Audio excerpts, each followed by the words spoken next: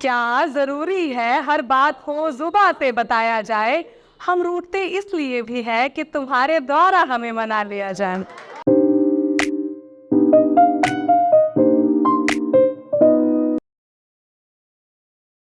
तो सर ने इतना अच्छा कहा कि बहुत अच्छी पढ़ती हूँ। अब ये तो नहीं पता पर कोशिश ज़रूर करूँगी और इतना रोचक माहौल रहा यहाँ पर कि मुझे ना पीयूष मिश्रा की कुछ पंक्तियाँ पढ़ने का मन है। थोड़ा-सा उनका पढ़ूँगी, फिर अपनी कविता पे आऊँगी। बात से मिली जो बात बात न रहेगी, बात बात ऐसी होगी कि बताई नहीं जाएगी। देखना ही चाहते हो, देखना ही चाहते हो, भर के नयन देखो, चोरी चोरी देखना भी कोई देखना हुआ, फेंकने का हो इरादा दिल से निकाल फेंको, चिट्ठियों का फेंकना भी कोई फेंकना हुआ। शुक्रिया। चाह मेरी भी थी कि कोई मुझे भी चाहे, चाह मेरी भी थी कि कोई मुझे भी चाहे, तूने हमको इतना चाहा और खुदा से हम क्या चाहे। किसी की राहें हमसे भी टकराए, तूने हमको इतना चाहा और खुदा से हम क्या चाहे। किसी के जज्बातों की धुन मेरी धुन से भी मिल जाए, किसी की निगाहें हम पर भी ठहर जाए, फिर तूने हमको इतना चाहा और खुदा से हम क्या चाहे। किसी की बातें मेरी बातों में घुल जाए, किसी की राहें हमसे भी टकराए, तूने हमको इतना चाहा और खुदा से हम क्या चाहे। शुक्रिया। जिंदगी जब समझ आती है, बिखरी हुई सी नजर आती है।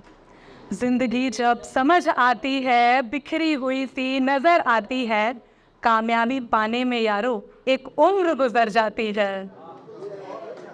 क्या जरूरी है हर बात को जुबां से बताया जाए? क्या जरूरी है हर बात को जुबां से बताया जाए? हम रूठते इसलिए भी है कि तुम्हारे द्वारा हमें मना लिया जाए। शुक्रिया। शुक्रिया। कविताओं के प्यार में दिल इस कदर सयाना हुआ है, तरन्नुम बन गई शायरी, शब्द अब पहनावा हुआ है। आज मेरी हर मन्नत अब पूरी होने लगी है, किसी ने कोई दुआ या फरियाद किया है क्या? अधूरी हर मन्नत अब पूरी होने लगी है, किसी ने कोई दुआ या फरियाद किया है क्या? ये मुझे हिचकी क्यों आती है, उसने याद किया है क्या? शुक्रिया। अब कुछ तरन्नुम में सुनाऊंगी।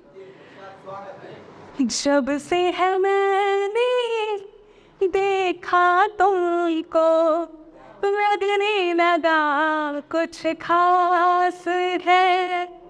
हाँ, जब से है मैंने देखा तुमको, लगने लगा कुछ खास है। अब तक नहीं था दिल को जो मेरे, होने लगा वो एहसास है। जब से है मैंने देखा तुमको, लगने लगा कुछ खास है। जानती ही नहीं थी क्या हुआ है मुझको, चैन आता नहीं है जब तक देख लूं ना मैं तुझको। तू ही सवेरा, तू ही उजाला, आसाब हर मुलाकात है।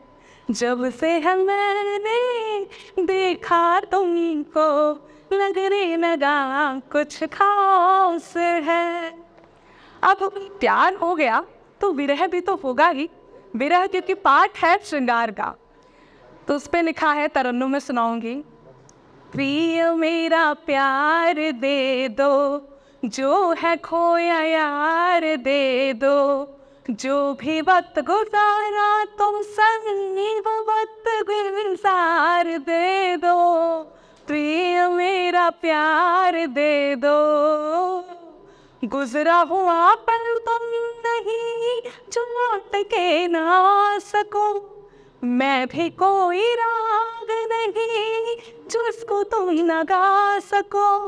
धुन वाली सितार दे दो, मीठे सुर हजार दे दो, क्या है तुम्हारे दिल में उसका भी पैगाम दे दो।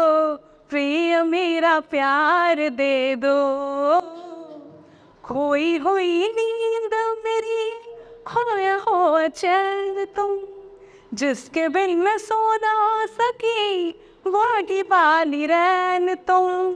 सुकून वाली शाम दे दो, चैन वाली बात दे दो, चैन आ जाए मुझे, थोड़ा सा करार दे दो, प्रिय मेरा प्यार दे दो। शुक्रिया।